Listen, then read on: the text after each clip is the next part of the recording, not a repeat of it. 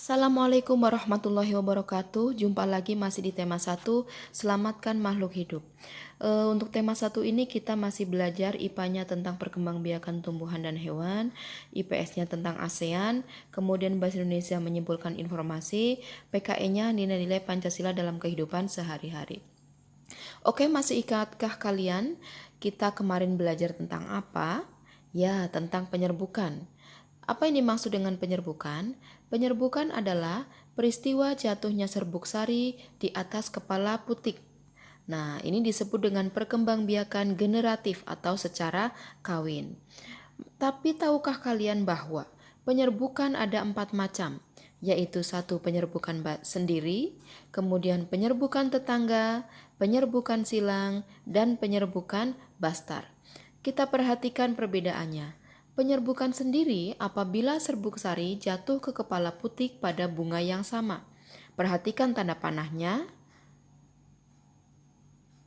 Pada bunga yang sama, serbuk sari jatuh ke kepala putik pada bunga yang sama. Berikutnya penyerbukan tetangga, yaitu apabila serbuk sari berasal dari bunga yang berbeda namun masih dalam satu pohon. Perhatikan tanda panahnya. Serbuk sari dari bunga yang satu jatuh ke putik bunga yang lain tapi masih dalam satu pohon.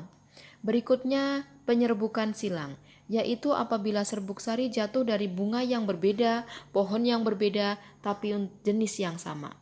Di sini contohnya tumbuhan jagung, di mana serbuk sari pada pohon jagung yang satu jatuh ke putik pada pohon jagung yang lain. Begitu juga sebaliknya. Kemudian yang keempat penyerbukan bastar, yaitu apabila serbuk sari berasal dari bunga yang berbeda, pohon yang berbeda, dan jenis yang berbeda. Contohnya, serbuk sari dari bunga yang orange jatuh kepada putik dari bunga yang pink atau sebaliknya.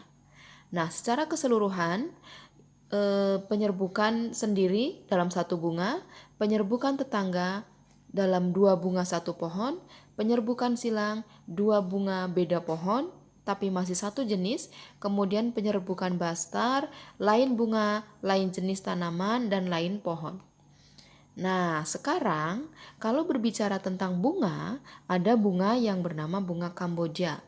Tapi kita juga tahu bahwa Kamboja juga merupakan salah satu nama negara di kawasan Asia Tenggara. Tapi tahukah kalian bahwa negara-negara di Asia Tenggara itu terbentuk dalam organisasi yang bernama ASEAN, Association Southeast Asian Nation.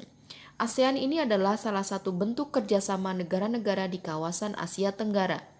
ASEAN dibentuk pada tanggal 8 Agustus 1967 dan beranggotakan 10 negara-negara di Asia Tenggara.